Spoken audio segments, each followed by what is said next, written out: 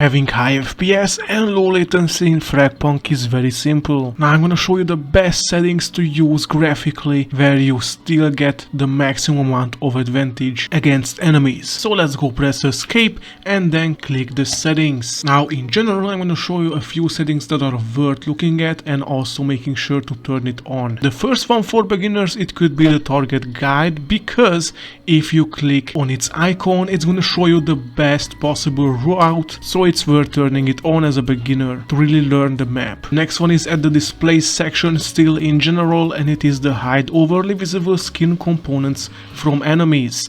Now for this one I would recommend to turn it on, because this way any kind of skin that is an advantage to the enemies, well, you just need to turn it on and now it's gonna show the basic model. That way the enemies won't get any kind of pay to win advantage. Of course you can leave it off for your allies. And now let's go over to the video settings. This is the important part. Obviously these four are basically your monitor settings, so you can change them if you want. I'm not gonna show anything crazy here. Next one, of course, post processing intensity, you can leave it at normal. Menu frame rate limit, you can leave it at 60, it doesn't really matter. The gameplay frame limit though, this should be and will be unlimited. Autofocus frame limit, you can leave it unlimited as well. For brightness, by default the game is fairly dark, so don't leave it at 1.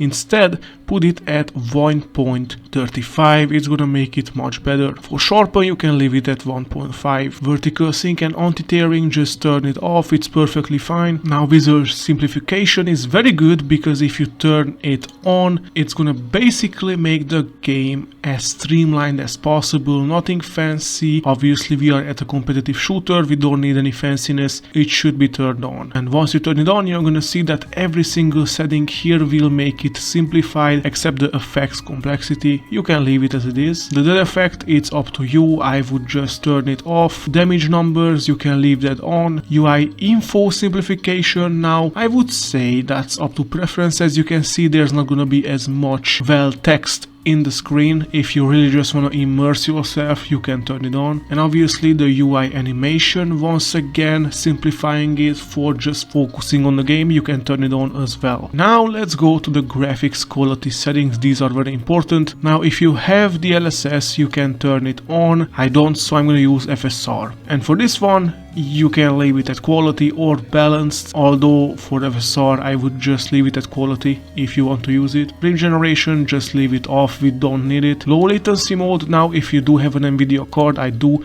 you can turn on Nvidia Reflex, it's a huge saver. And you can also turn on DLSS for Reflex as well. Mesh quality, you should leave it at high, because if you leave it lower, it's gonna automatically degrade the models, which are not great. For shadow quality, leave it at low, we don't need it. For post-processing, the same, leave it at low, but for texture quality, I would advise you to leave it at high, just for making sure that you see everything correctly. The effect quality should be low, the screen space reflection should be off, the weapon depth of field, I just turn it off, weapon dynamic blur, once again off, scene dynamic blur, off, ray tracing of course off, SSGI, just turn it off, UI resolution, you can leave it at high, animation physical, you can leave it at on if you want. And that's basically it. If you follow everything I said, you should have a fairly good game. Happy having high FPS and low latency, and have fun.